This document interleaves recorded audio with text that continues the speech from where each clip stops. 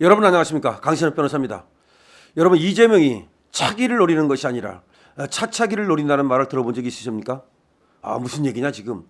이재명이 지지율도 높고 다음 대통령 노리는 거 아니야? 아닐 수도 있다는 말이 나오고 있습니다. 이재명이 숨겨놓은 돈을 바탕으로 해서 다음에 안 된다면 그 다음을 노릴 것이다 라는 말이 나오고 있는데요. 이에 대해서 지금부터 소상히 말씀드리겠습니다. 아직까지도 강신업TV 구독자가 아니신 분께서는 지금 바로 구독 버튼을 눌러주시기 바랍니다. 더 좋은 방송으로 보답드리겠습니다. 네, 그렇습니다. 이재명이가 지금 공직선거법에서 1년을 받았습니다. 그러면 피선거권이 10년이 박탈이 됩니다. 그리고 우진교사, 대장동, 성남FC, 대북송금, 그리고 법카까지 줄줄이 이어지는 재판 속에서 사실은 다음 대선에 나가는 것이 쉽지는 않을 겁니다. 물론 민주당에서는 말이죠. 지금 검사 탄핵, 판사 탄핵, 그다음에 김건희 여사 특검, 그다음에 윤석열 대통령 탄핵 등등을 지금 시도할 겁니다. 그러면서 어떻게든지 이재명이가 빨리 조기 대선 속에서 대통령 되는 길을 찾을 겁니다. 하지만 지금 바람의 방향이 바뀌었습니다. 북서풍이 남동풍으로 불면서 이재명의 기세에 꺾이고 지금부터는 윤석열의 시간입니다. 그럼 앞으로 2년 6개월이 윤석열의 시간이라면 이재명은 어떻게든 다음 대선에 나가기가 쉽지가 않을 겁니다. 그러면 이재명은 포기할까요? 포기할 사람이 아니죠. 이재명은 말이죠. 그야말로 살쾡이, 악귀 같은 그런 자입니다. 그렇기 때문에 이재명은 만약에 내가 윤석열을 이길 수가 없다면 윤석열 정권에서는 숨을 죽이고 그리고 다음에 나가는 방법을 찾을 것이다. 자, 여기에 근거는 두 가지가 존재합니다. 첫 번째는 뭐냐? 이재명은 어쨌든 간에 지금 대주주입니다. 지금 국회의원들은 이재명 사람들이 많습니다. 그리고 어쨌든 이재명은 말이죠.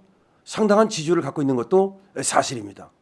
그렇다면 다음에 자기가 대선에 나갈 수 없다면 푸틴처럼 옛날에 푸틴이 더 이상 대통령을 할 수 없으니까 다른 사람을 대리로 내세우고서 지가 총리로 내려가 가지고서 총리를 하다가 다시 또 대통령을 했던 것을 기억하십니까? 그런 식으로 말이죠. 대통령이 나갈 수 없다면 대리인을 대통령으로 내세우고 그런 다음에 지가 그 밑에 가서 실질적인 총리 같은 것을 하다가 그 다음에 대통령으로 올라가려 할 것이다 라는 얘기가 나오고 있는 겁니다. 그럼 이게 현실성이 있느냐? 누가 이재명한테 그냥 떡 줄 사람 생각도 안 하는데 지가 떡 먹는다 해서 떡을 먹을 수 있는 것이냐? 물론 그렇습니다. 이제 현실성을 생각해 봐야 되겠죠.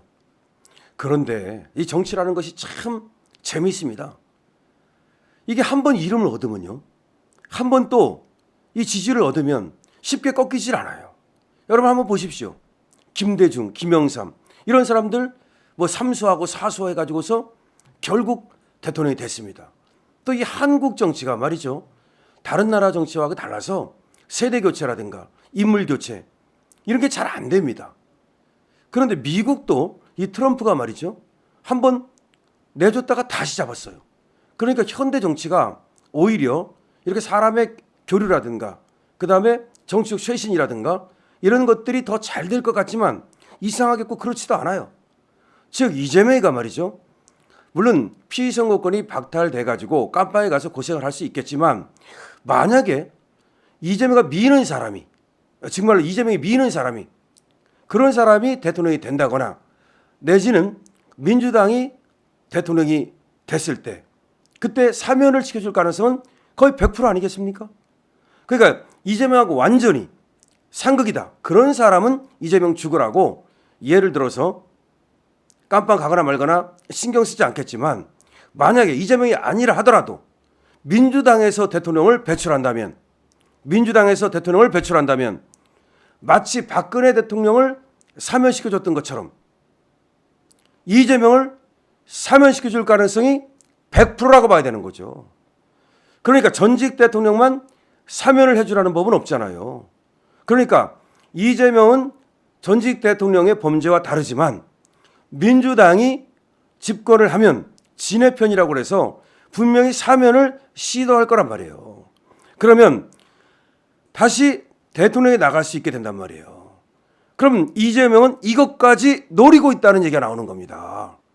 근데 이게 또 가능한 얘기가 뭐냐? 시나리오가 뭐냐면 이재명이 돈을 갖고 있다는 설이 있는 거야. 여러분들은 말이죠. 지금 배소연이 갖고 있는 돈 중에 이 부동산 상당수가 이재명의 돈일 것이라고 예측하고 있죠. 저도 그렇게 봅니다. 물론 배소연에 대한 돈이 세무조사에 들어갈 거고 그 자금 추적을 할 겁니다. 그렇게 되면 아무래도 배소연은 세금을 두드려 맞을 겁니다. 하지만 세금은 두드려 맞겠지만 이게 이재명의 돈이라는 것이 쉽게 밝혀질까요? 이재명이 바보가 아니란 직접 이재명이가 배소연한테 이체를 했을까요? 아니겠죠. 현금으로 움직였겠죠. 그럼 현금으로 움직였다면 냄새는 나지만 즉 어떤 네가 돈을 어디서 갖고 왔구나 라고 해가지고 세금은 두드려 맞겠지만 이 배소연의 돈에 어떤 그 원천지 다시 말하면 이게 이재명 돈이다 쉽게 밝혀지지 않을 겁니다. 자 그러면 어쨌든 이 돈은 그러면 이재명이 갖다 못 쓰고 배소연이 갖고 있게 될지도 모르겠습니다만은 저는 어떻게 보느냐 배소연한테 그만큼의 부동산을 사줄 정도면 부동산만 있겠느냐 금덩어리는 안 샀겠느냐 그렇게 돈을 숨기기 쉬운데 코인은 안 샀겠느냐 만약 비트코인을 갖다가 엄청나게 숨기고 있다면 지금 비트코인 하나가 1억씩 되는데 생각해 보세요. 비트코인 하나가 1억이에요. 10개면 10억이고 100개면 100억이고 1000개면 1000억이에요. 옛날에는 말이죠. 비트코인이 하나에 50만 원도 안 했어요. 그때 만약에 돈을 숨기기 위해서 그렇게 올라갈 줄은 몰랐지만 돈을 숨기는 좋은 방법이더라 그래가지고 비트코인 10,000개를 사놨다. 그럼 얼마입니까? 그럼 금덩어리는 안 사놨을까요? 정치를 하려고 했던 놈이 그럼 이렇게 돈을 분산시키지 않았을까요? 자, 김만배가 갖고 있는 돈을 봅시다. 김만배가 갖고 있는 돈도 어마어마한 돈이고 그중에 천화동인 1호 속에 428억이 이재명 거라고 그러는데 그걸 이제 못 가져간다 하더라도 예를 들어서 김만배가 무죄가 되면요. 그럴 리는 없겠지만 김만배가 몇천억 원을 벌게 되고 그중에 일부를 또 이재명한테 어떤 식으로든 갈 수도 있습니다. 설사 그렇지 않다 하더라도 저는 어떤 생각을 하냐면은 지금 드러난 것만 그렇지 대장동은 드러났으니까 백현동은 드러났으니까 그래서 우리가 알고 있는 거지 이재명이가 성남시장 할 때 드러나지 않은 돈 그 숨겨진 어떤 검은 돈은 없을까요? 자 그래서 저는 합리적인 어떤 그런 추측이라고 생각합니다. 즉 이재명을 이번에 우리는 보내야 됩니다. 그래서 피선거권이 박탈되고 물론 대통령이 나올 수 없을 겁니다. 지금 윤석열을 결코 이길 수가 없어요. 지금 바람의 방향이 바뀌었어요. 지금 북서풍이 남동포로 바뀌면서 윤석열의 시대가 지금 열리고 윤석열의 시간이 됐어요. 그래서 이재명이 결코 윤석열을 넘을 수 없다. 그건 뭐 하늘도 알고 땅도 알고 그리고 사법부를 넘을 수가 없어요. 그런데 이재명이 말이죠. 여기서 방향을 틀 가능성이 있다는 거죠. 민주당도 마찬가지입니다.